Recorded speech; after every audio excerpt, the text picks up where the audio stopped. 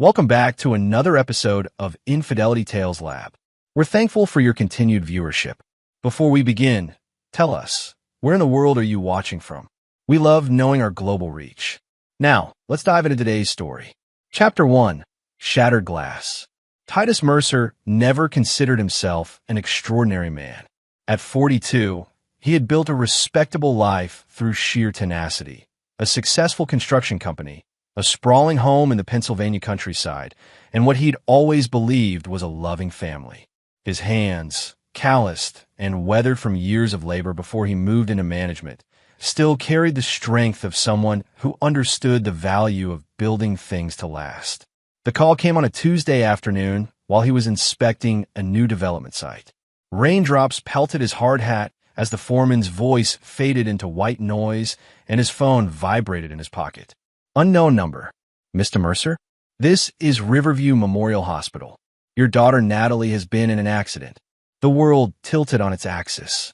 Titus remembered little of the drive to the hospital, just fragments of panicked thoughts and the rhythmic slap of windshield wipers fighting against the downpour. By the time he skidded into the emergency entrance, his white button-down was soaked through, clinging to his broad shoulders. Family of Natalie Mercer? A nurse called as he approached the desk. His voice cracked. I'm her father. The hospital corridors stretched endlessly as the nurse led him to the ICU. He'd been trying to reach his wife, Cassandra, for the past hour with no success. That wasn't entirely unusual. As a real estate agent, she often had her phone silenced during showings, but today, her absence felt particularly cutting. Dr. Patel met him outside the ICU, his expression grave beneath salt and pepper hair. Mr. Mercer, your daughter suffered severe head trauma. She was found at the bottom of a ravine off Clayton Ridge Road. Her car appears to have veered off the road and rolled several times before coming to rest nearly 50 feet down. But she's alive. The words felt foreign in Titus's mouth. She stabilized, but I need to be honest with you. Natalie has suffered significant brain injuries. She's currently in a coma, and while we're doing everything we can, the doctor hesitated. There's little chance she'll wake up, and if she does, we can't predict what her cognitive function will be. The room seemed to contract around Titus as he processed those words. 19. His daughter was only 19, a sophomore at Penn State with dreams of becoming a marine biologist. Just last weekend, he'd helped her change the oil in her car, laughing as she insisted on learning how to do it herself. Can I see her? Dr. Patel nodded solemnly. Of course, but prepare yourself. There's extensive bruising and she's on a ventilator. Natalie's room was a symphony of mechanical beeps and hisses. Titus barely recognized the figure in the bed. Face swollen, dark hair shaved in patches to accommodate sutures across her scalp. A tube disappeared into her mouth, forcing air into lungs that seemed unwilling to work on their own. Behind him, the door clicked open. Cassandra rushed in, her face streaked with mascara, blonde hair disheveled. Oh my God, Titus, I just got your messages. Her voice cracked as she looked past him to their daughter. For an inexplicable moment, Titus felt a flicker of something unfamiliar as he watched his wife of 20 years, something that made his skin prickle with unease. She seemed to hesitate before approaching Natalie's bed, her designer heels clicking unnaturally loud against the linoleum floor. Dr. Patel repeated his grim prognosis. Cassandra's shoulders shook with silent sobs, but she remained standing at the foot of the bed, clutching her purse to her chest like a shield. I need some air, she whispered eventually, turning toward the door. I can't. I'll be right back. Her abrupt exit left Titus alone in the rhythmic hum of life support machinery. He moved closer to Natalie, carefully taking her limp hand in his. Her fingers felt cold, the silver friendship bracelet he'd given her for her 16th birthday sliding loosely around her wrist. I'm here, sweetheart, he whispered, his throat tight. Dad's right here. And then, so subtle he thought he might have imagined it, her fingers twitched. Titus froze, afraid to move, afraid to hope. Her eyelids fluttered, revealing a sliver of hazel irises so like his own. Natalie, he breathed, leaning closer. Her lips moved around the ventilator tube, and he had to strain to hear the faint whisper. "Dad." The word was barely audible. "Please, save me from Mom and her boyfriend." A chill ran through Titus's body. Before he could process what he'd heard, the door burst open. Cassandra stood there with a tall man Titus had never seen before, ruggedly handsome with expensive clothes and a watch that caught the fluorescent light. The stranger's hand rested on Cassandra's lower back with the casual intimacy of long-standing familiarity. Their eyes met across Natalie's hospital bed, and in that moment, something fundamental shifted in Titus Mercer's world.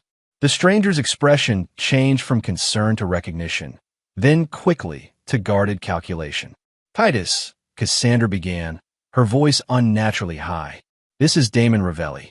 He works with me. Why call the office about Natalie? He offered to drive me here." Titus said nothing, but he felt it, the first embers of a rage that would soon consume everything in its path. And in that terrible silence, the heart monitor attached to Natalie began to wail as her vitals crashed. That's when it happened, the moment Titus Mercer died, and something else entirely took his place. Chapter 2. Beneath the Surface. The next 72 hours passed in a blur of medical jargon, caffeine, and fractured sleep in uncomfortable waiting room chairs. Natalie had been resuscitated and stabilized, but hadn't regained consciousness since her brief awakening. The neurologist called it a miracle moment. Sometimes coma patients experience temporary periods of lucidity before slipping back under. Titus hadn't mentioned what Natalie had whispered to anyone. Those words had burrowed into his mind like shrapnel, too painful to extract. Cassandra maintained a careful presence at the hospital, always just visible enough to appear the concerned mother, but finding reasons to step out frequently. Phone calls, fresh clothes, consulting with insurance. She and Titus spoke little, the silence between them stretching taut as piano wire. On the fourth day, while Cassandra was away, Titus decided to retrieve Natalie's belongings from her wrecked car, which had been towed to a local impound lot. The attendant led him to what remained of her blue Honda Civic, its frame twisted beyond recognition. "Hell of an accident," the man commented, chewing on a toothpick. "Usually with drop-offs that steep, we're dealing with fatalities." Titus nodded grimly, pulling on work gloves to sift through the wreckage. Most of Natalie's possessions had been removed by first responders, but he wanted to check himself. In the crushed glove compartment, he found her insurance information, a few fast food receipts, and a small journal he didn't recognize, bound in worn leather with her initials embossed on the cover. He hesitated before opening it. Natalie had always been fiercely private about her personal writings, but the memory of her desperate whisper propelled him forward. The journal's early entries were typical teenage musings, classes, friends, a boy she liked in her marine biology program. But the entries from 3 months ago took a darker turn. April 12th. Mom's been acting weird lately. Always on her phone, smiling at texts. When I asked who she was talking to, she nearly jumped out of her skin. April 29th. Caught Mom coming home at 2 a.m. She said she was with work friends, but she was wearing perfume she never wears around Dad. May 17th. I saw them today. Mom and that man from her office. They were at Lakeside Inn. She told Dad she was showing houses in Pittsburgh. They were kissing in the parking lot. Titus's hands trembled as he flipped through more entries, each more damning than the last. The final entry was dated just 2 days before Natalie's accident. June 2nd, I confronted Mom, told her I knew about her and Damon. She cried, begged me not to tell Dad. Then Damon showed up and everything changed. The way he looked at me, I've never been so scared. He said if I caused problems for them, I'd regret it. Mom just stood there. I'm going to tell Dad everything tomorrow. Tomorrow never came for Natalie. Instead, she'd ended up at the bottom of a ravine. Titus carefully placed the journal in his jacket pocket. Back in his truck, he pulled out his phone and dialed a number he hadn't used in nearly 15 years. "Yeah," answered a gruff voice. "Vincent, it's Titus Mercer." A pause. "Holy shit. Didn't think I'd ever hear from you again. I need your help," Titus said quietly. Like the old days, before building his legitimate construction business, Titus had worked for Vincent Costello, a man whose building projects often served as fronts for less savory enterprises. They parted ways when Titus decided to go straight after Natalie was born. "What kind of help we talking about?" Vincent asked cautiously. "I need information on someone. Deep background. And I need surveillance equipment. The best you've got." This doesn't sound like the Titus Mercer who read me the riot act about going legitimate 15 years ago. Titus stared at the mangled wreckage of his daughter's car. That man doesn't exist anymore. Later that night, as Cassandra slept in their bedroom, Titus methodically placed tiny cameras and microphones throughout their home, in light fixtures behind picture frames beneath end tables. He installed tracking software on Cassandra's phone, her laptop, and her car. Within 24 hours, Vincent had delivered a comprehensive file on Damon Ravelli. Damon wasn't just a real estate colleague. He was the regional director of Cassandra's firm, with a reputation for aggressive business tactics and a string of wealthy divorcees in his wake. 3 previous marriages, each ending when he moved on to a more advantageous connection. His finances showed evidence of living beyond his means, with significant debt hidden beneath a veneer of success. Most importantly, Damon owned a black Range Rover with recently repaired front-end damage. The repair had been done at a small garage for cash. No insurance claim filed. The date of repair, the day after Natalie's accident. By the end of the week, Titus had compiled enough surveillance footage to confirm what he already knew. Cassandra and Damon were indeed having an affair. They communicated in coded text messages, met while Titus was at work, and had even used the guest bedroom of his own home when they thought Natalie was at school. But the most damning evidence came from a conversation captured in Cassandra's car 3 days after Natalie's accident. She remembered Damon. She tried to tell him, "That's impossible. She was unconscious when we left her." The doctor said sometimes coma patients have moments of awareness. What if she wakes up and tells Titus everything? She won't wake up. The doctor said so himself. And if by some miracle she does, it'll be her word against ours. A brain-damaged teenager making wild accusations. Who would believe her? "I never wanted this. You said you were just going to scare her. She was going to ruin everything. Our plans, our future. She gave us no choice." Titus listened to the recording 3 times, each replay crystallizing his resolve. They had run his daughter off the road and left her to die. And now they were sleeping under his roof, spending his money, waiting for him to comfort Cassandra in her grief while they planned their future together. That night, as he sat beside Natalie's hospital bed, watching the mechanical rise and fall of her chest, Titus made his decision. There would be no police, no courts, no chance for them to twist the narrative. Instead, there would be justice, cold, precise, and without mercy. He leaned forward and whispered in his daughter's ear, "I heard you, sweetheart, and I'm going to save you. I promise." Chapter 3. The Architect of Pain. The next morning, Titus called his company's operations manager and arranged an extended leave of absence. "Family emergency," he explained. "Could be weeks, maybe longer." He transferred project oversight responsibilities and authorized his second-in-command to handle all financial decisions in his absence. Next, he visited his lawyer under the guise of updating his will in light of Natalie's condition. While there, he quietly transferred most of his liquid assets to new accounts under a holding company Vincent had helped him establish. He made no changes to his actual will.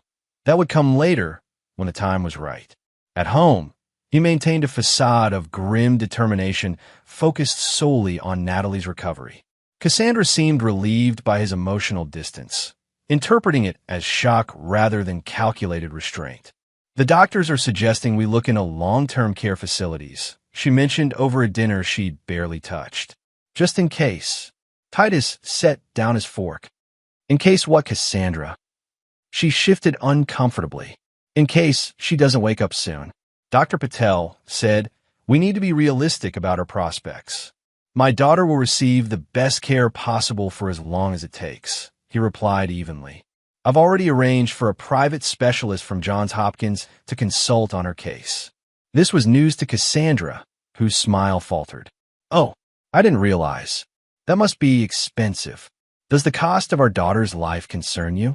"Of course not," She backpedaled quickly. I just meant, with you taking time off work. Money isn't an issue. His voice was ice. We have savings.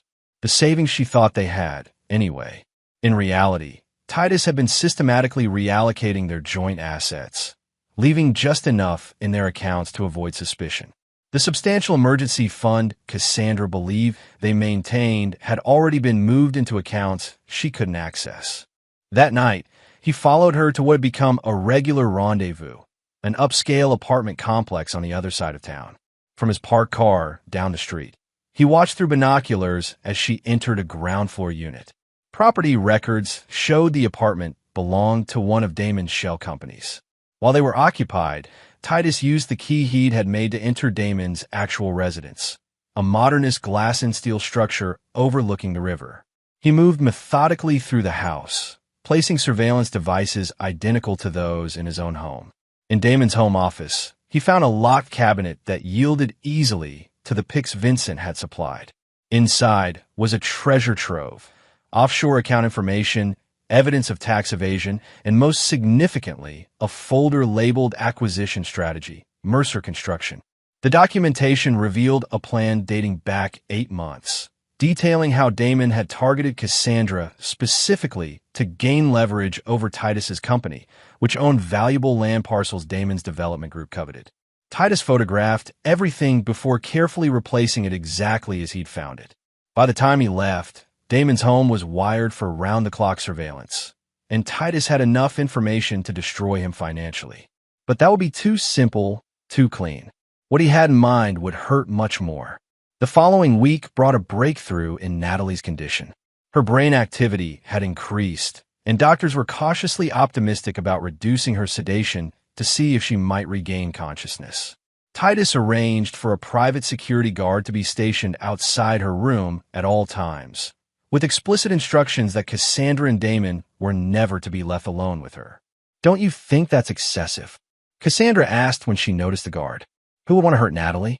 Titus gave her a long, measured look. I'm not taking any chances with her safety. Not after everything that's happened. Fear flickered across Cassandra's face, the first indication that she suspected he might know more than he was letting on. Good. He wanted her afraid. Fear was just the beginning of what she deserved. With Natalie's security ensured, Titus moved to the next phase of his plan. He contacted Damon directly, suggesting a meeting to discuss mutual business interests. The call caught Damon off guard, but his ambition overrode his caution. They arranged to meet at a restaurant owned by an associate of Vincent's, a place where privacy was guaranteed and surveillance footage could conveniently malfunction if necessary. Damon arrived 15 minutes late, his confidence palpable as he slid into the booth across from Titus. I was surprised to hear from you, he said, adjusting his designer tie. Cassandra mentioned you've been preoccupied with Natalie's situation. A father's responsibility never ends, Titus replied calmly. But life goes on, doesn't it? Business continues. Absolutely. Business is the one constant we can count on. Titus slid a folder across the table. I understand you have an interest in certain properties my company controls. Damon's eyes widened slightly as he scanned the documents, exact copies of the acquisition plans from his locked cabinet. Where did you get these? I make it my business to know when someone's plotting against me, Titus said, his voice deceptively light. Just as I make it my business to know when someone's sleeping with my wife. All color drained from Damon's face. He glanced toward the exit, calculating his options. Don't worry, Titus continued. If I wanted to hurt you, we wouldn't be having this conversation in public. What do you want? Titus leaned forward. I want to offer you a deal. The properties you're after, I'll sell them to you at 15% below market value. Confusion replaced fear on Damon's face. Why would you do that? Because I'm done with this life. My company, my marriage, it's all compromised. I want out clean, with enough money to start over somewhere else with Natalie when she recovers. He paused deliberately. If she recovers. The implication hung between them. Damon shifted uncomfortably, but couldn't resist the bait. And Cassandra? She's made her choice. She can have the divorce settlement and whatever future you're offering her. I don't care anymore. Relief washed over Damon's features, exactly as Titus had anticipated. Predators like Damon couldn't conceive of a man willingly walking away from what they coveted. It had to be a trap, yet the potential reward was too great to ignore. I'll need to review the numbers, consult with my investors, Damon hedged. Of course. Titus stood and dropped cash on the table for his untouched drink. You have 48 hours to decide. After that, I'm entertaining other offers. As he walked away, Titus knew with absolute certainty that Damon would take the deal. Greed would override his suspicions, just as it had led him to target Cassandra in the first place. Later that night, as expected, surveillance picked up Damon's excited call to Cassandra. He knows, but he doesn't care. He's giving up, wants out of everything, including you.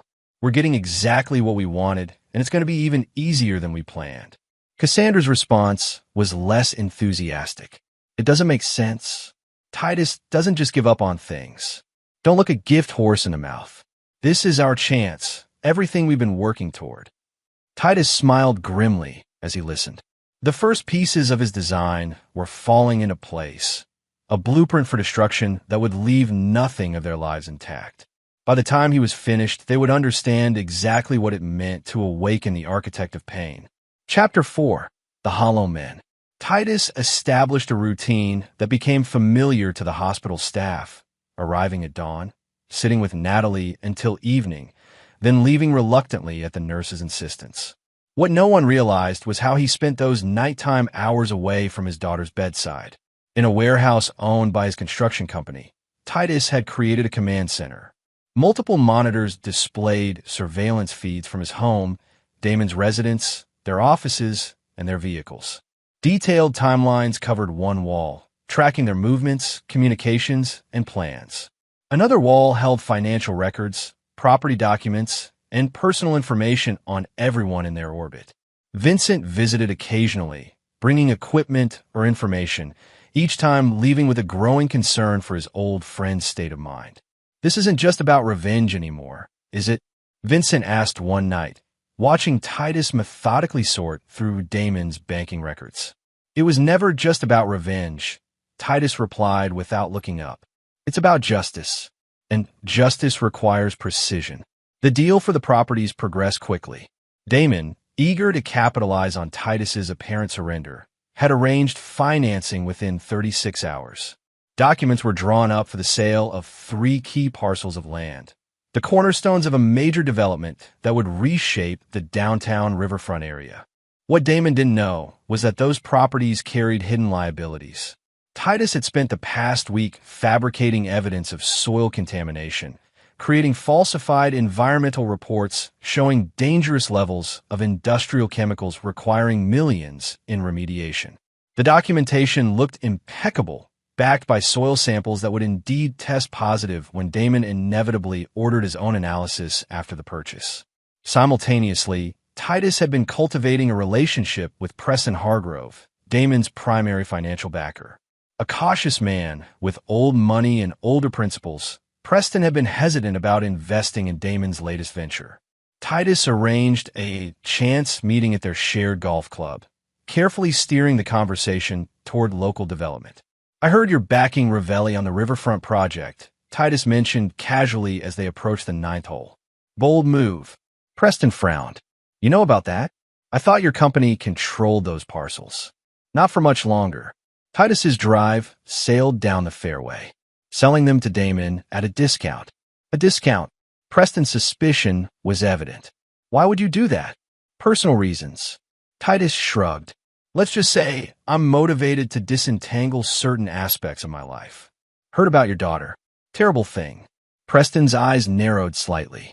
Damon mentioned he's been supporting your wife through it all. Seems involved. I'm sure he has, Titus replied neutrally. Preston was silent for a moment, then, forgive my bluntness, but something doesn't add up here. You're one of the shrewdest businessmen I know. You wouldn't sell prime real estate at a loss without a compelling reason. Perhaps I have one. Titus met his gaze steadily. But it's not what you're thinking.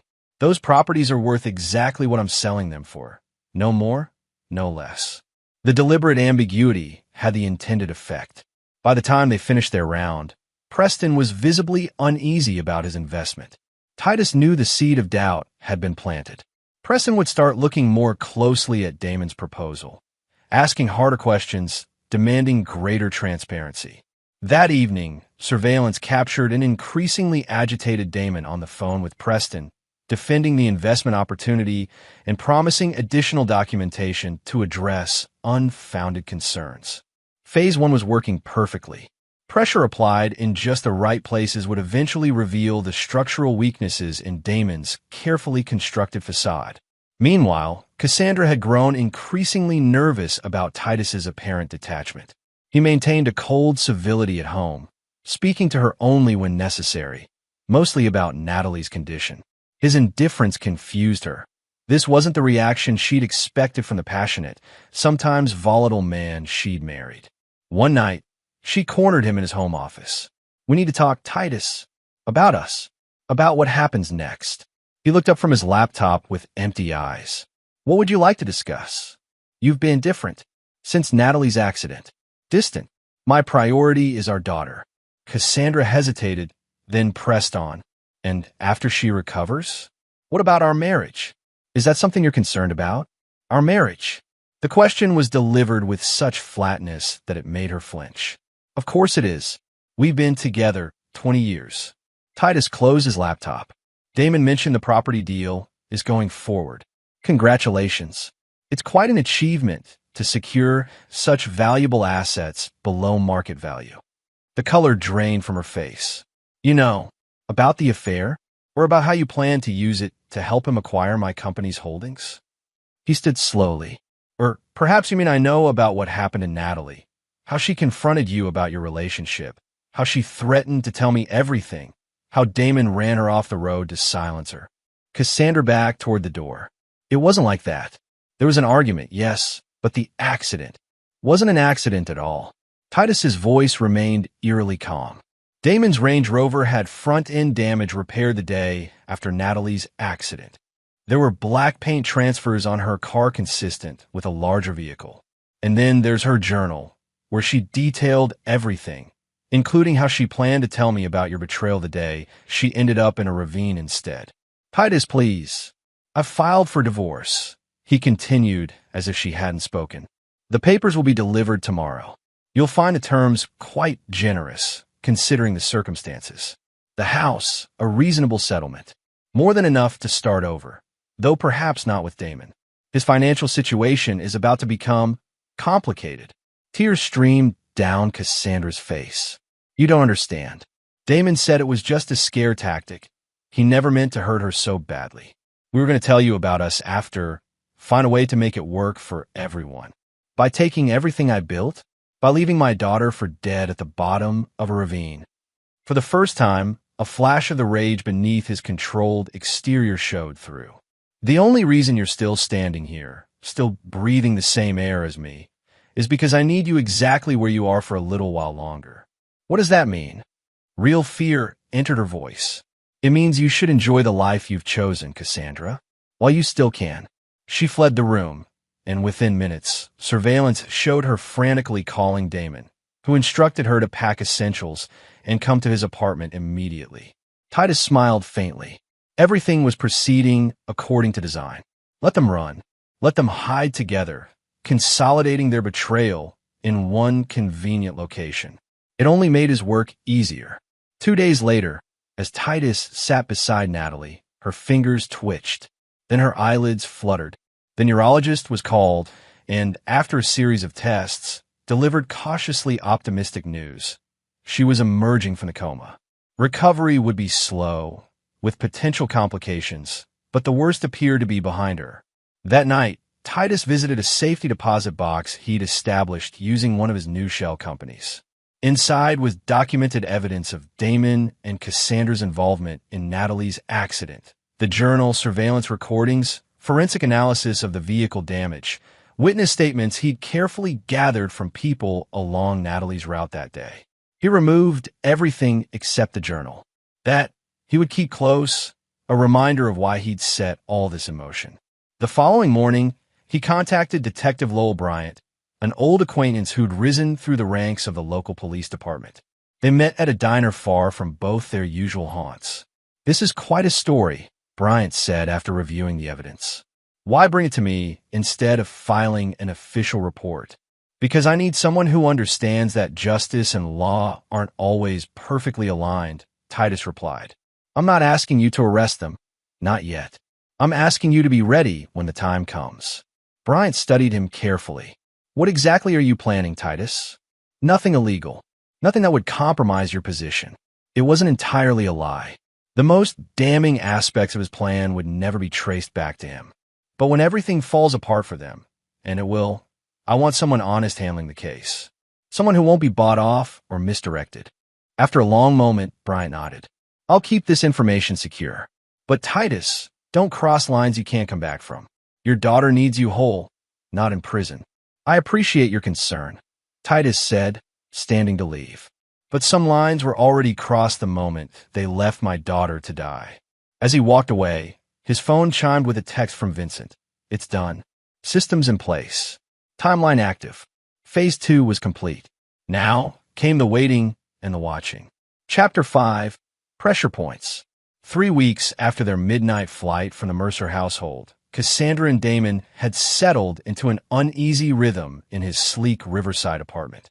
The divorce proceedings moved forward without contest from Titus, who had indeed offered terms far more generous than expected. Cassandra received the house, a substantial cash settlement, and various personal assets, while Titus retained his business holdings, including the properties slated for sale to Damon's development group. On the surface, everything was proceeding smoothly. The sale would close in 10 days. Preston Hargrove, despite his initial hesitation, had been reassured by additional environmental assessments provided by Damon's team. Assessments Titus knew had been performed by a compromised firm working with falsified baseline data.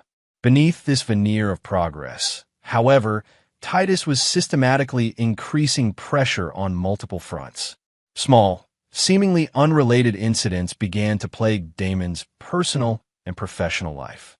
His primary banking relationship faltered when irregularities were discovered in his accounts. A routine audit of his real estate firm uncovered licensing discrepancies that required immediate attention. His ex-wife suddenly contested their divorce settlement, citing new evidence of hidden assets. None of these issues was catastrophic in isolation, but together they created a constant state of crisis management that prevented Damon from focusing fully on the riverfront acquisition, exactly as Titus had planned. Meanwhile, Natalie continued her remarkable recovery. Though still weak and suffering memory gaps, she had regained consciousness and begun physical therapy. Titus rarely left her side during waking hours, coordinating his operation from a laptop while she rested. He brought in the best neurologists and rehabilitation specialists, sparing no expense for her care. One afternoon, as Natalie dozed after an exhausting therapy session, her phone, recovered from the accident and kept charged by Titus, lit up with a text message from Cassandra. I heard you're awake. We need to talk. Please don't tell your father about this message. Titus read it dispassionately, then typed a reply that would sound like his daughter. Not ready to talk yet. Still confused about what happened. He needed Cassandra anxious, but not panicked. Worried enough to make mistakes, but not desperate enough to flee before his plan culminated. That evening, he met with Preston Hargrove at the investor's sprawling estate outside the city. Preston had requested the meeting away from business associates and potential eavesdroppers. I've been doing some digging, Preston said as they walked through his meticulously maintained gardens. About Damon. About the accident involving your daughter. His expression was grave. There are troubling inconsistencies in the timing of events. Titus said nothing, letting the silence draw more from Preston. Damon claimed to be in Pittsburgh the day of the accident, meeting with potential investors. But expense receipts show he was much closer, less than 5 miles from where your daughter's car went off the road. Preston stopped walking. I don't like being lied to, Titus. And I don't do business with people who harm children. What are you suggesting? I'm pulling my backing from the Riverfront project. Quietly, for now. I've told Damon I need to review final assessments before releasing funds, but the truth is, I won't be releasing them at all. Preston's eyes narrowed. What I can't figure out is your angle. If you suspect what I suspect, why sell to him at all? Why not go to the police? Titus considered his words carefully. Preston was more perceptive than he'd anticipated, which presented both risk and opportunity. Evidence and justice aren't always perfectly aligned, he finally said. Sometimes the system protects the wrong people. Sometimes other measures are necessary. Understanding dawned on Preston's face. You're setting him up. I'm ensuring he receives exactly what he deserves. Titus met his gaze steadily. Nothing more, nothing less. After a moment, Preston nodded slowly. The Riverfront project is dead without my backing. Damon doesn't know it yet, but he's lost everything he was counting on. And your investment? I'll survive the loss. Some things are more important than money. Preston extended his hand. For what it's worth, Titus, I believe you're doing what any father would do in your position. Titus accepted the handshake. Be careful, Preston. Damon will be desperate when he realizes what's happening. Desperate men are unpredictable. I can handle Damon Ravelli, Preston assured him. My concern is for you. Whatever you're planning, don't lose yourself in it. Vengeance has a way of consuming those who seek it. This isn't vengeance, Titus replied quietly. It's reckoning. When Titus returned to the hospital that night, he found Natalie awake and more lucid than she'd been since emerging from a coma. She clutched his hand as he sat beside her bed. Dad? She whispered, her voice still weak. I remember parts of what happened. You don't need to talk about it now, he said gently. Rest. She shook her head stubbornly. Need to tell you. Mom and that man, Damon, they were having an affair. I found out, confronted her. Then I saw his car following me on Clayton Ridge Road. He drove up behind me, so close. I was scared, tried to speed up. Then he hit me from behind. I remember spinning, screaming, then nothing. Titus fought to maintain his composure. I know, sweetheart. I found your journal. Tears filled her eyes. Mom just watched it happen. She was in the passenger seat. She didn't try to stop him. This was new information, more damning than even Titus had realized. Cassandra hadn't just been complicit after the fact. She'd been present during the attack itself. I promise you, Natalie, he said, his voice low and resolute, they will never hurt you again. I'm handling it. What does that mean? Worry creased her brow. Dad, don't do anything crazy. I don't want you to get in trouble because of them. He smiled reassuringly. There won't be any trouble. Just justice. He squeezed her hand. Focus on getting better. That's all that matters right now. Later, as Natalie slept, Titus updated his timeline with this new information. Cassandra's direct involvement changed certain aspects of his plan, making some measures unnecessary and others more justified. He sent a coded message to Vincent. Accelerate Phase 3. Target Echo directly implicated. Vincent's response came quickly, confirmed. Assets in position. 48-hour window begins at midnight. The next morning, Titus made a show of visiting his lawyer's office, ensuring he was seen by several people who knew both him and Damon. Afterward, he visited the bank where the property transaction would be finalized, spending an hour with the manager reviewing documents. Again, he made certain his presence was noted by staff who might mention it to interested parties. These movements were deliberate, creating a public narrative of a man focused on business matters, not revenge. It also served to increase Damon's anxiety. Surveillance showed him making frantic calls to determine exactly what Titus was doing, what he might know, what countermeasures might be necessary. By evening, Damon had called an emergency meeting with his remaining investors, trying to secure alternate financing to replace Preston's suddenly unavailable funds. Cassandra, meanwhile, had begun quietly researching property values in distant cities, as if preparing for another hasty departure. They were feeling the pressure. Soon, very soon, something would break. That night, as Titus monitored surveillance feeds from his warehouse command center, Vincent arrived with a thin folder. Final confirmation, Vincent said, sliding it across the table. Soil samples tested positive for exactly what we planted. The environmental report drops tomorrow morning.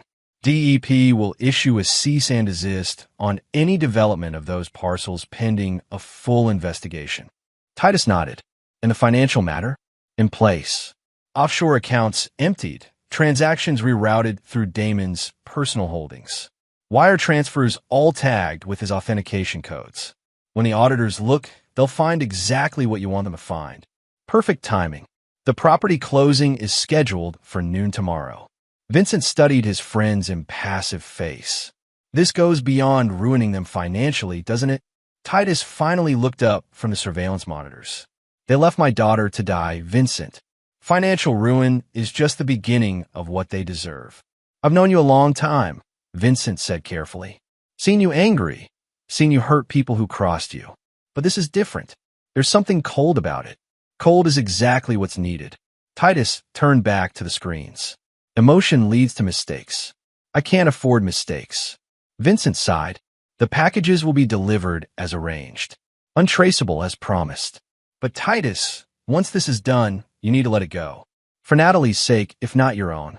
After Vincent left, Titus continued his vigil, watching Damon and Cassandra move through their increasingly frantic evening routine. They argued, made desperate phone calls, drank too much, argued again. Their world was already crumbling, and they didn't even realize the full extent of what was coming. Tomorrow would change everything. The carefully constructed dominoes were all in place, ready to fall in a cascade of destruction that would leave nothing of their lives intact. Titus closed his eyes briefly, allowing himself a moment of grim satisfaction. Then he returned to his preparations. The architect's work was nearly complete. Chapter 6. The Closing. The morning of the property closing dawned with a clarity that seemed almost purposeful. Bright sunshine illuminating a world about to shift on its axis. Titus dressed carefully in his best suit, the picture of a successful businessman concluding an important transaction. At the hospital, he spent an hour with Natalie, whose improvement continued to impress her doctors. She'd begun asking more questions about what would happen to her mother and Damon, expressing concern about potential legal consequences. Let me worry about that, Titus assured her. Today's a big day for the business. Once it's done, I'll explain everything. Before leaving, he confirmed with the private security team that protocols remained in place. No visitors except approved medical personnel and himself. He'd maintained this restriction despite Cassandra's increasingly desperate attempts to see Natalie, claiming maternal rights and threatening legal action. At 11, Titus arrived at Beggin National Bank, where the closing was scheduled. Damon was already there, looking haggard but masking it beneath forced confidence. Cassandra sat beside him, elegant in a blue dress that Titus recognized. He'd bought it for their anniversary the previous year. Titus, Damon extended his hand, which Titus ignored. We're all set on our end. Just waiting on final wire confirmation from our backers. Of course, Titus replied mildly, knowing the confirmation would never come. Preston had officially withdrawn all financial support the previous day, leaving Damon scrambling for replacement funding that didn't exist. The bank's conference room filled with various representatives, attorneys, title company officials, bank officers. Cassandra avoided Titus's gaze, focusing intently on her phone as if expecting an urgent message. At 11:45, Damon's phone rang. He stepped out to take the call, returning moments later with a sheen of perspiration on his forehead. We need to delay by an hour, he announced. Minor wire transfer issue. The bank officer frowned. The room is only reserved until 1. We have another closing scheduled after yours. It won't take that long, Damon insisted. Just a technical glitch at our lender's end. Titus checked his watch. I have another appointment at 2. Perhaps we should reschedule for tomorrow if your financing isn't in order. Panic flashed across Damon's face. No, the funds are committed. It's just a timing issue. As they argued logistics, Cassandra's phone chimed with a news alert. She gasped audibly, drawing everyone's attention. What is it? Damon demanded. She turned the phone toward him, showing a breaking news headline. Major environmental contamination discovered at proposed riverfront development site. The color drained from Damon's face as he read further. This is impossible. We had the sites tested repeatedly. Perhaps not thoroughly enough, Titus suggested. Industrial contamination can be tricky, often concentrated in specific areas that might be missed by standard sampling. The bank officer cleared his throat.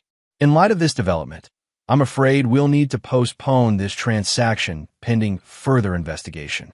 Environmental liabilities of this nature would significantly impact the property valuation and potential usage permissions. Damon's phone rang again, his attorney, calling about the news. As he stepped out to take the call, Cassandra finally met Titus's gaze. "You did this," she whispered, low enough that only he could hear. "Somehow you did this." Titus merely smiled, a cold expression that never reached his eyes. "I'm merely selling property at fair market value," which, considering the newly discovered contamination, appears to be considerably less than previously thought. Before she could respond, the conference room door burst open. Two men in suits entered, flanking a stern-faced woman who flashed a federal badge. "Damon Ravelli?" she asked, looking around the room. "He stepped out to take a call," the bank officer replied, confused. "He should be right back." "And Cassandra Mercer?" Cassandra froze. "That's me. What is this about?" "I'm Special Agent Diana Frost with the Financial Crimes Division. We have a warrant for Mr. Ravelli's arrest on charges of wire fraud, money laundering, and tax evasion." She turned to Cassandra. "We also have some questions for you regarding certain transactions through offshore accounts bearing your digital signature." Panic bloomed across Cassandra's face. "There must be some mistake. I don't have offshore accounts. According to our records, you're a co-signer on accounts in the Cayman Islands and Liechtenstein, through which approximately $12 million has been funneled over the past 8 months. Agent Frost consulted her tablet. "Most recently, a transfer of $2.4 million yesterday afternoon, authorized with your credentials." "That's not possible." Cassandra looked wildly around the room, her gaze finally settling on Titus, who watched the proceedings with apparent surprise that didn't quite mask the satisfaction beneath. At that moment, Damon returned, stopping short at the sight of the federal agents. "What's going on here?"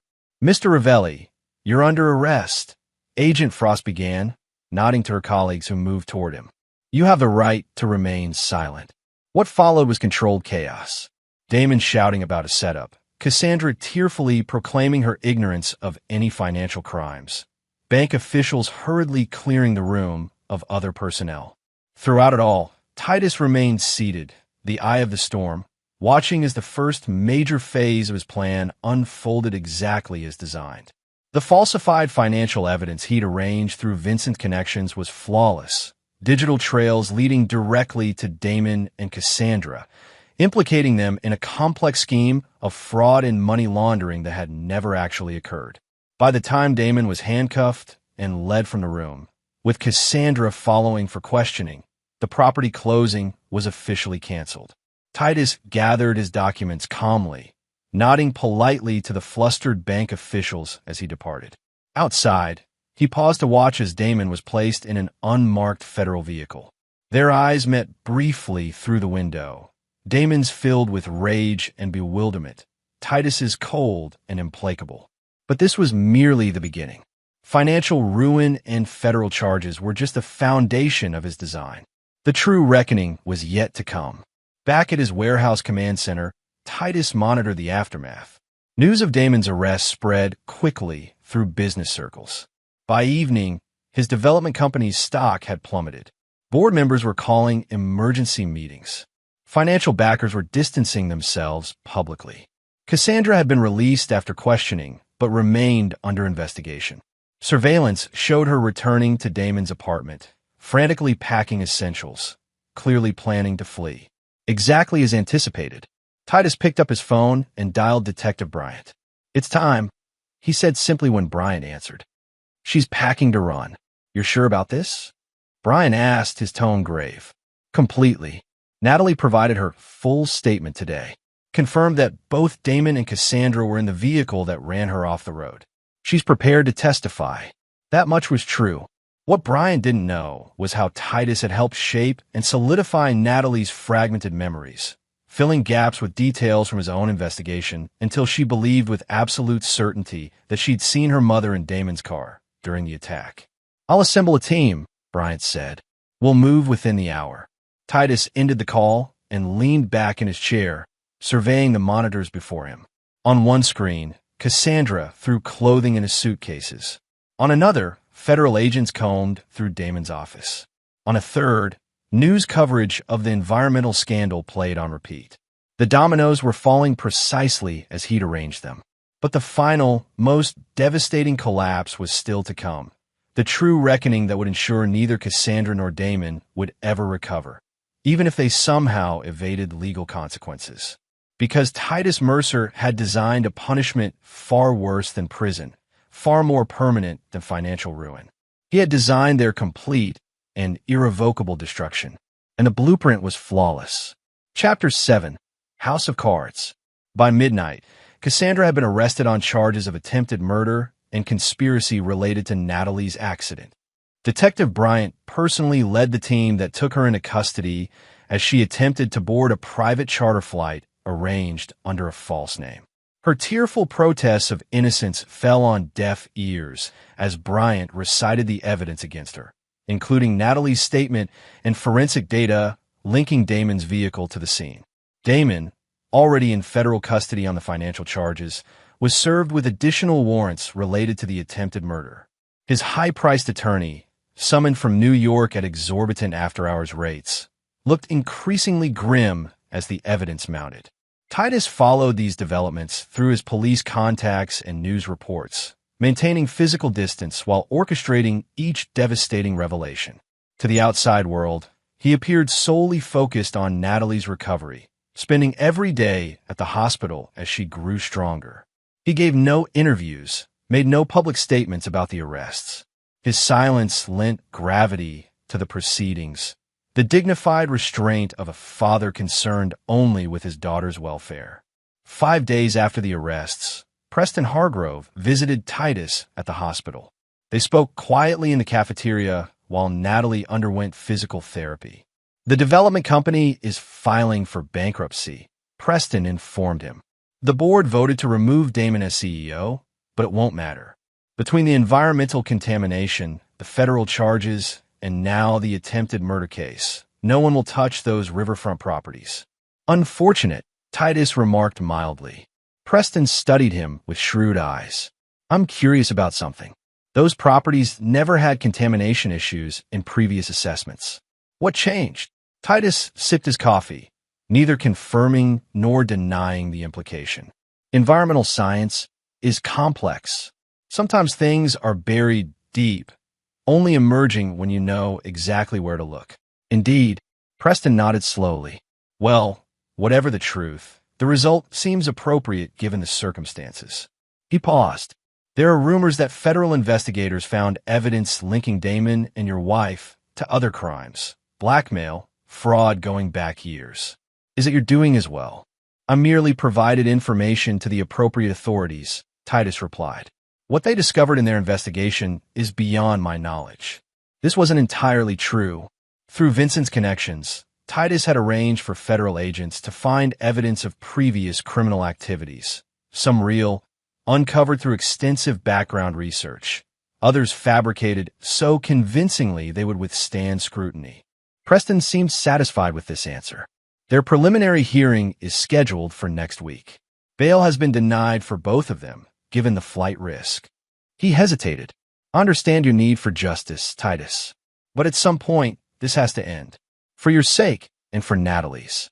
It ends when they've paid fully for what they did, Titus said, his voice hardening slightly. Not before. That afternoon, after Preston left, Titus received a call from an unknown number. He stepped in the hospital hallway to answer it. Mr. Mercer, a woman's voice, cultured and precise. My name is Eleanor Ravelli. I believe you know my son, Damon. Titus's grip tightened on the phone. Damon's mother, a formidable figure he'd researched extensively. Wealthy in her own right, with political connections and a reputation for protecting her family at all costs. Mrs. Ravelli, what can I do for you? You can stop this vindictive crusade against my son, she said coldly. Whatever grievances you have, there are more civilized ways to resolve them. Your son ran my daughter off the road and left her to die. Titus replied evenly. There's nothing civilized about that. Allegations without merit. Damon has explained everything. Your wife's affair, your financial troubles, your desperate attempt to frame him rather than accept the failure of your marriage and business. Her tone was dismissive. I've engaged the best criminal defense team on the East Coast. This charade will collapse under proper scrutiny. Feel free to invest in whatever legal defense you prefer, Titus said. The evidence speaks for itself. Does it? A note of dangerous calculation entered her voice. I wonder what evidence might emerge about your own past, Mr. Mercer. Your association with Vincent Costello, for instance. The questionable foundations of your early construction projects. Perhaps even your recent activities, fabricating evidence, manipulating financial records. Titus had anticipated this approach. Interesting theory.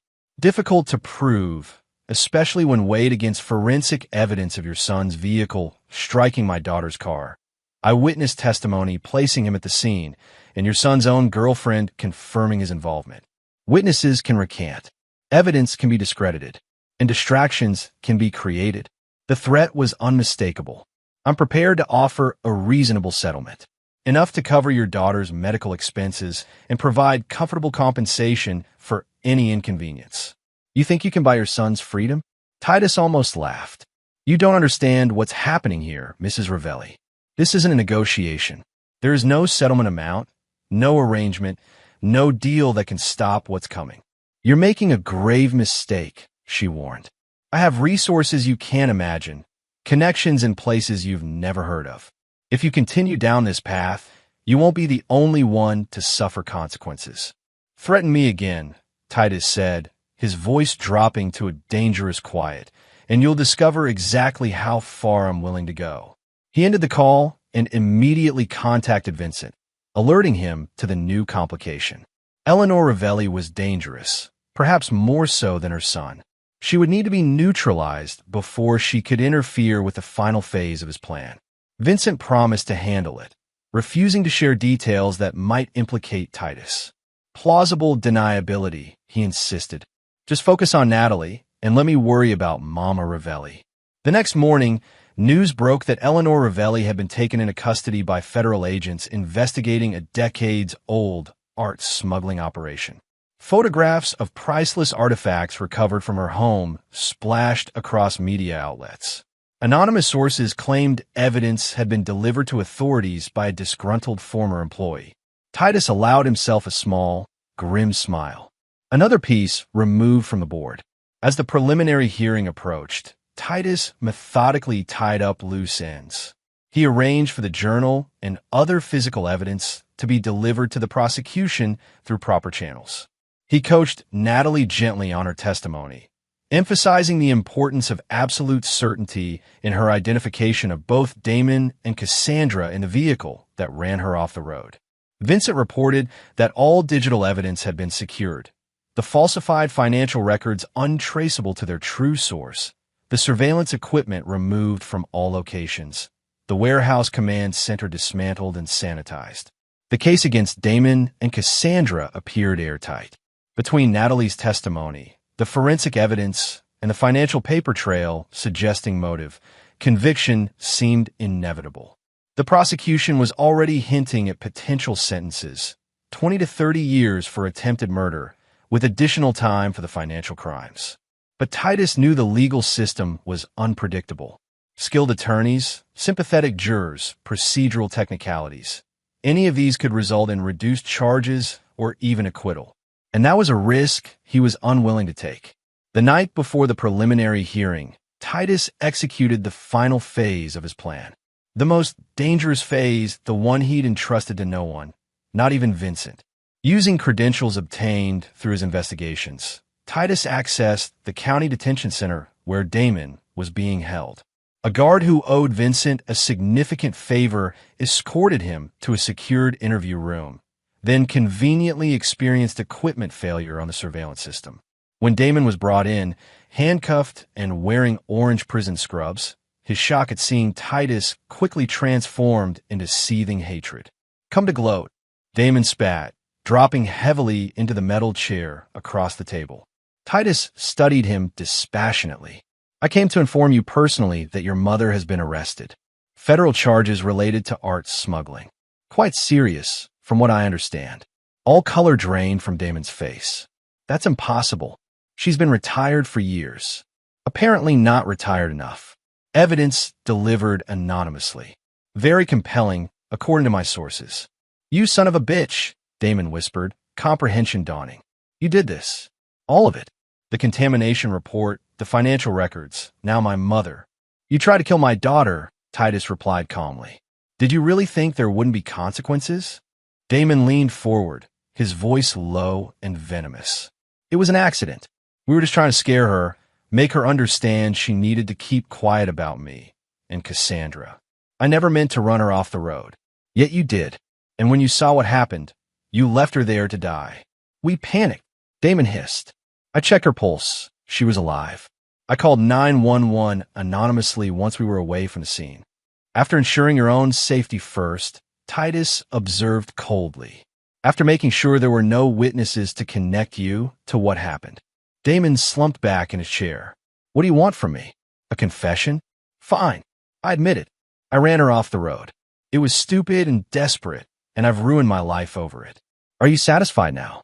"Not yet." Titus placed a small recorder on the table, its red light blinking. "But I'm getting there." Damon stared at the device, then back at Titus, understanding the implications. "You recorded my confession. To what end?" "The prosecution already has enough evidence." "Insurance," Titus replied simply. "Against clever attorneys, sympathetic judges, or any other factors that might allow you to escape the full measure of justice." "And what is justice in your mind, Titus?" Damon asked, a strange calm settling over him. "Prison? Financial ruin? My mother's destruction? You've achieved all of that already. What more could you possibly want?" Titus leaned forward, his voice barely above a whisper. "I want you to live with the knowledge that you've lost everything, that everyone you care about has suffered because of your actions, and that no matter how much time passes, I will never allow you to rebuild or recover." He stood. "This is just the beginning, Damon, not the end." As Titus turned to leave, Damon called after him, an edge of desperation in his voice. "Wait, what about Cassandra? She wasn't even in the car that day. It was just me. She had nothing to do with what happened to Natalie." Titus paused at the door, looking back with cold eyes. "That's not what Natalie remembers. She's confused. She was badly injured. Cassandra was at a showing across town when it happened." "An interesting revision to your story," Titus noted. "But it doesn't matter now. The evidence says otherwise." Damon's expression twisted with a mixture of rage and realization. "You manipulated Natalie's memories. You fabricated evidence against Cassandra. Your confession is all that matters," Titus replied. "Everything else is just perspective." As he left the detention center, Titus felt no triumph, no satisfaction, only the cold certainty that justice was being served piece by calculated piece. The house of cards Damon and Cassandra had built was collapsing, precisely as he had designed it, and the final collapse was yet to come. Chapter 8. Point of No Return. The recording of Damon's confession, including his claim that Cassandra wasn't present during the attack on Natalie, found its way to the prosecution the morning of the preliminary hearing. This new evidence created immediate complications. The prosecution requested a delay to reconcile the conflicting accounts, while defense attorneys for both Damon and Cassandra pounced on the discrepancy as evidence of a flawed investigation. Chaos erupted in the courtroom. Cassandra sobbed openly at Damon's apparent exoneration of her involvement. Her attorney immediately filed for dismissal of charges and release on bail, arguing that the entire case had been built on manipulated testimony and circumstantial evidence. In the gallery, Titus observed the proceedings with an expression of appropriate concern and confusion. Natalie sat beside him, still frail, but determined to face the people who had harmed her. When questioned by the judge about her identification of Cassandra in the vehicle, she became distressed and uncertain. "I thought I saw her, but everything happened so fast. The doctors said my memories might be affected by the trauma." This apparent weakness in the star witness's testimony, combined with Damon's confession clearing Cassandra, led the judge to grant bail for Cassandra pending further investigation. Damon, having confessed to the actual crime, remained in custody with his financial charges still intact. Outside the courthouse, reporters swarmed around Titus and Natalie. He shielded her from their questions, offering only a brief statement. We trust the justice system to determine the truth. Our focus remains on Natalie's recovery. But as they drove away, Titus's expression hardened. This development had been anticipated. In fact, it was an integral part of his design. Cassandra's temporary freedom was necessary for what came next. That evening, Cassandra returned to the house she'd shared with Titus for 20 years, now legally hers through the divorce settlement. Surveillance showed her moving cautiously through the rooms, jumping at shadows, drinking heavily to calm her nerves.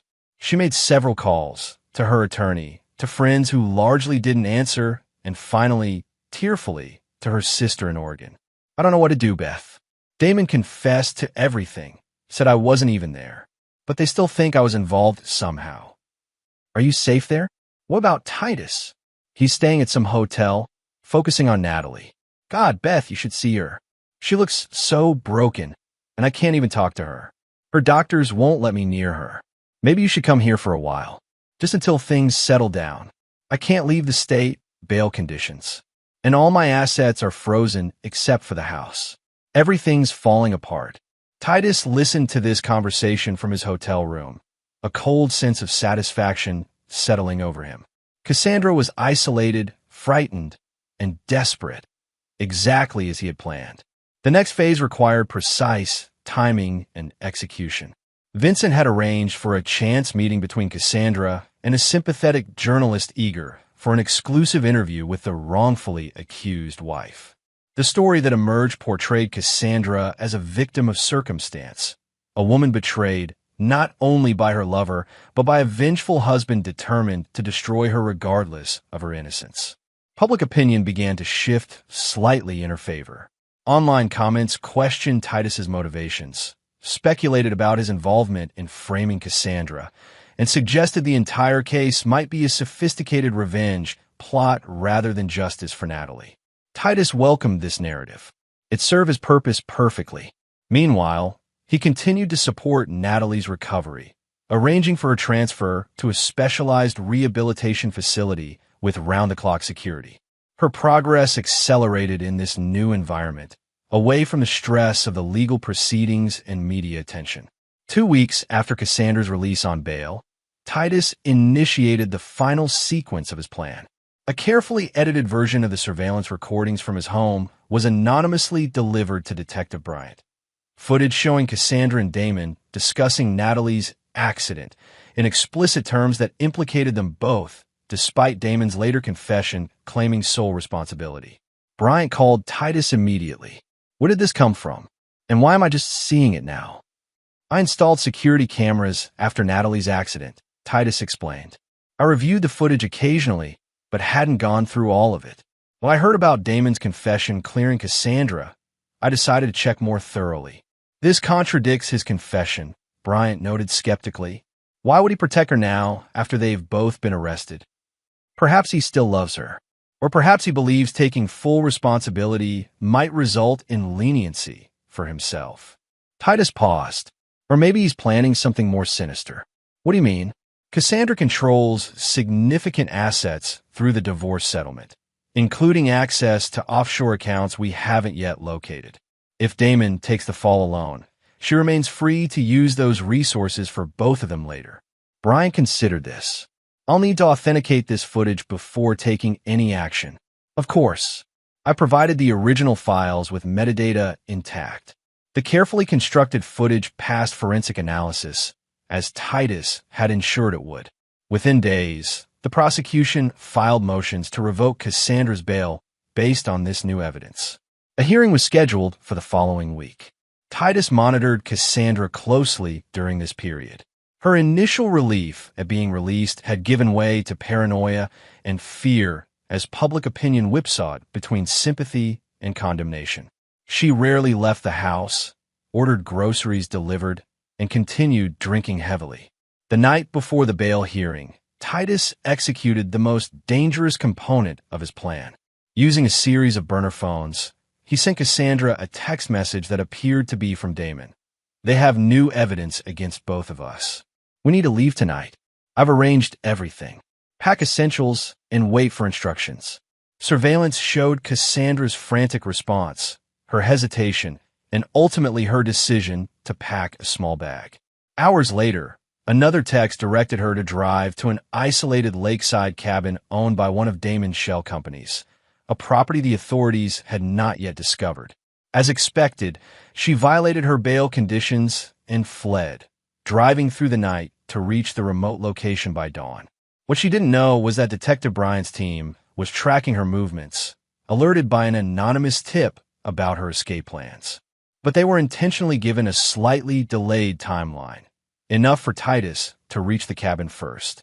When Cassandra arrived, exhausted and terrified, she found the cabin dark and apparently empty. She called out for Damon as she entered, receiving no response. Then she saw Titus sitting in a chair in the shadowed corner of the main room. "Hello, Cassandra," he said quietly. She froze, one hand still on the doorknob. "Titus? Where's Damon?" "Damon is exactly where he belongs, in jail. He never sent those messages." Understanding dawned on her face, followed quickly by fear. "You set me up. You made me violate bail. I merely presented an opportunity.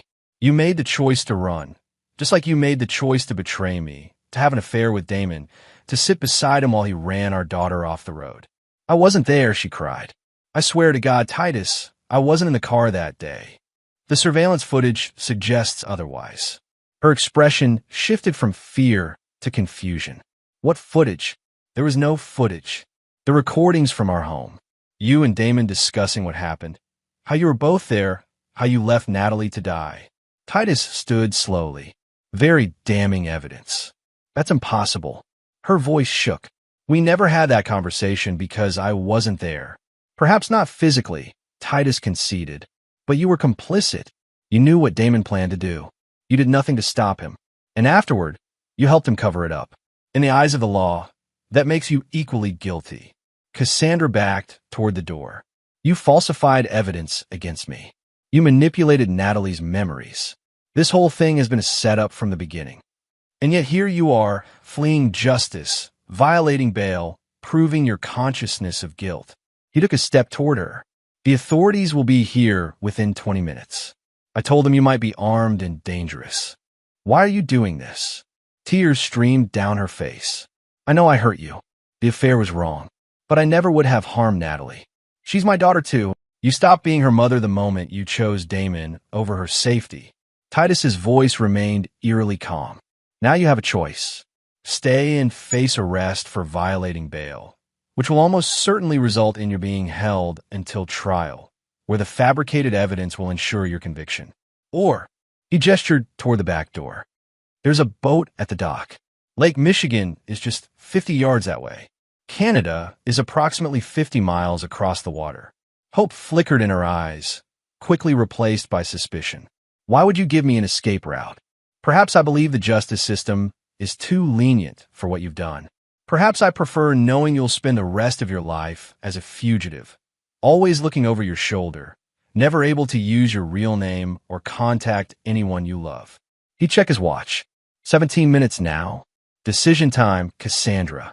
She hesitated only briefly before bolting for the back door. Titus made no move to stop her. Through the window, he watched as she ran awkwardly down the dock in her inappropriate shoes and climbed into the small motorboat. Within moments, she was accelerating away from shore, heading out across the vast expanse of Lake Michigan. What she didn't know, what no one knew except Titus, was that the boat had been carefully modified. The fuel gauge showed a full tank, but in reality, it contained just enough gasoline to reach approximately 20 miles offshore. The radio had been disabled, the emergency beacon removed, and small, strategically placed holes had been drilled in the hull, patched with a compound designed to dissolve gradually in water. By the time authorities arrived at the cabin, finding only Titus waiting calmly on the porch, Cassandra was a distant speck on the horizon. "I tried to stop her," he explained to Detective Bryant. "She was hysterical, said she was meeting Damon, that they had it all planned. When I threatened to call you, she ran for the boat. I'm not a strong swimmer. I couldn't follow her into the water." Bryant surveyed the scene skeptically. "How did you know she'd be here?" "I've been monitoring her since her release. When I saw her packing intercepted texts about meeting Damon, I got worried. Followed her here, but arrived just minutes before you did. A Coast Guard search was immediately launched, but the vastness of Lake Michigan and worsening weather conditions hampered efforts. By nightfall, the search was expanded to include Canadian authorities, but hope of finding Cassandra diminished with each passing hour. 3 days later, debris from the boat was discovered floating approximately 30 miles offshore. Among the wreckage was Cassandra's purse containing her identification and a handwritten note that had been partially damaged by water. What remained legible appeared to be a confession of guilt and remorse, though key details were conveniently obscured by water damage. The official search was called off after a week.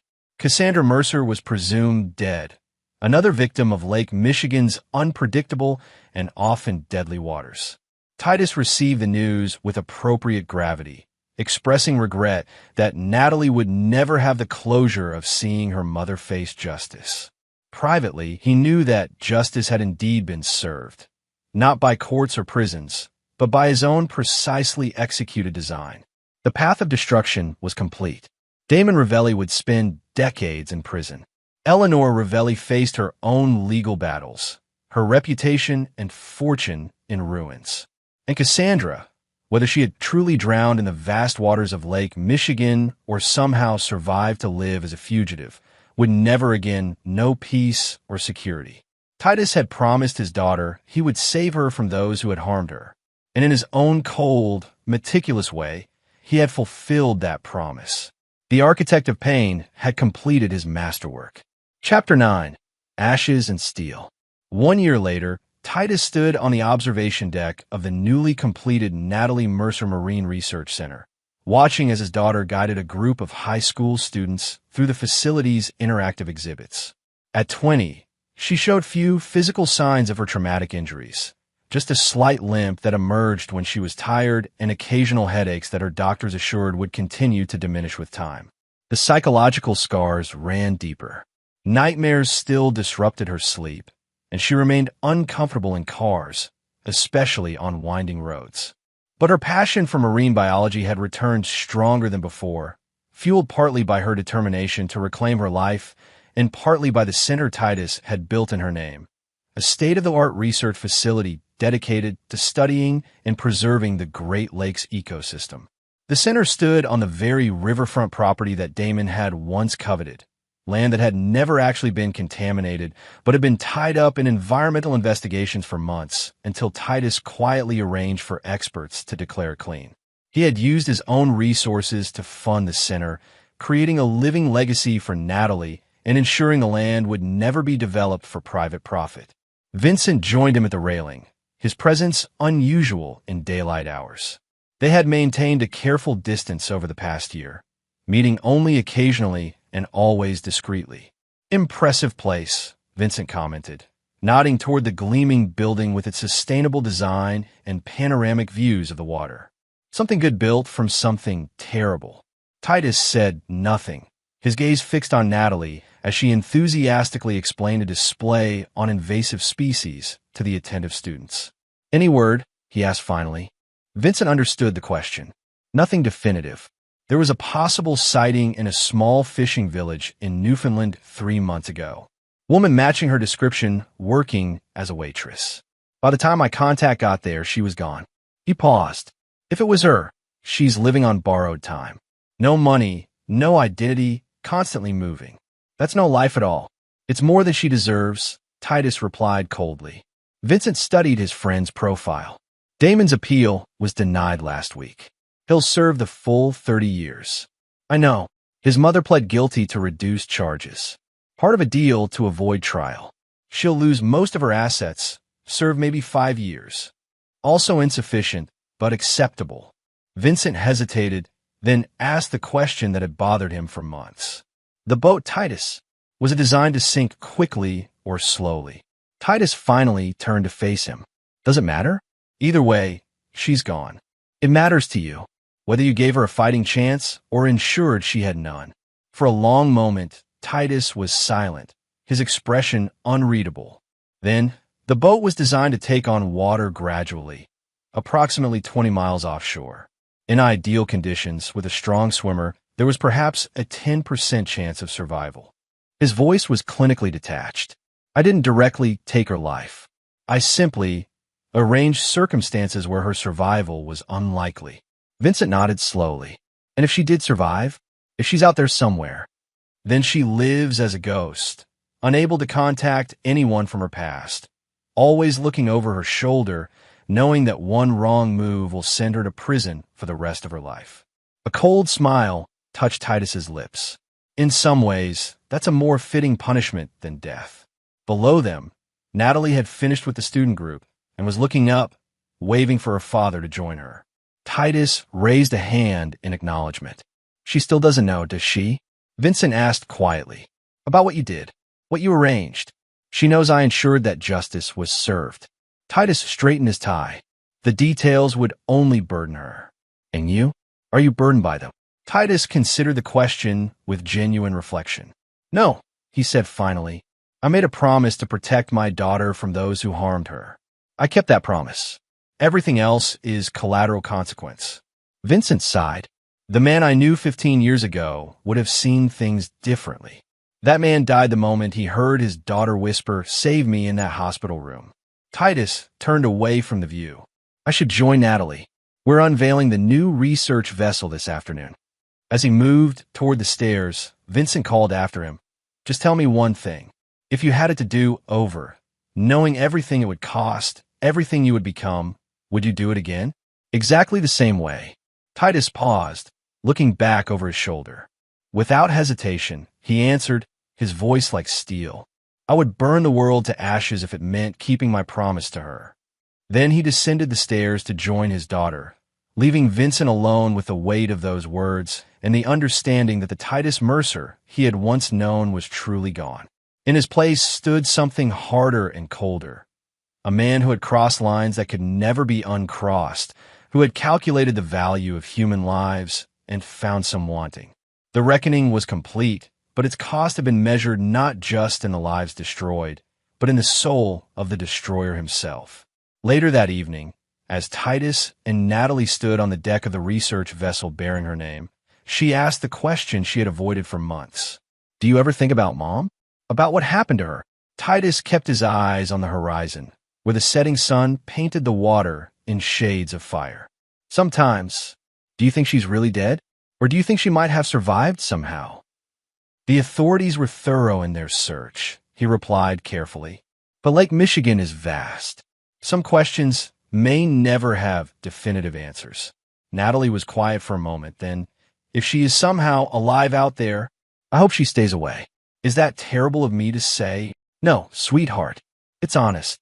She made her choice, Natalie said, an echo of hardness entering her voice that reminded Titus uncomfortably of himself. She chose him over us. Over me. I can't forgive that. Titus put his arm around her shoulders, feeling the steel beneath her apparent fragility. Some betrayals can't be forgiven, he agreed. Some debts can only be paid in full. They stood together as darkness fell, father and daughter united by trauma and its aftermath, by justice delivered through methodical destruction, by a reckoning that had changed them both irrevocably.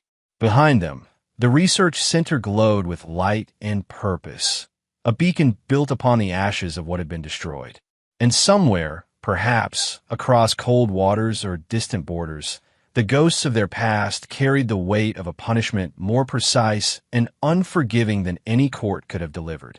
The architect had completed his design, and it would stand as his legacy, a monument to the truth that Titus Mercer had embraced in that hospital room 1 year ago.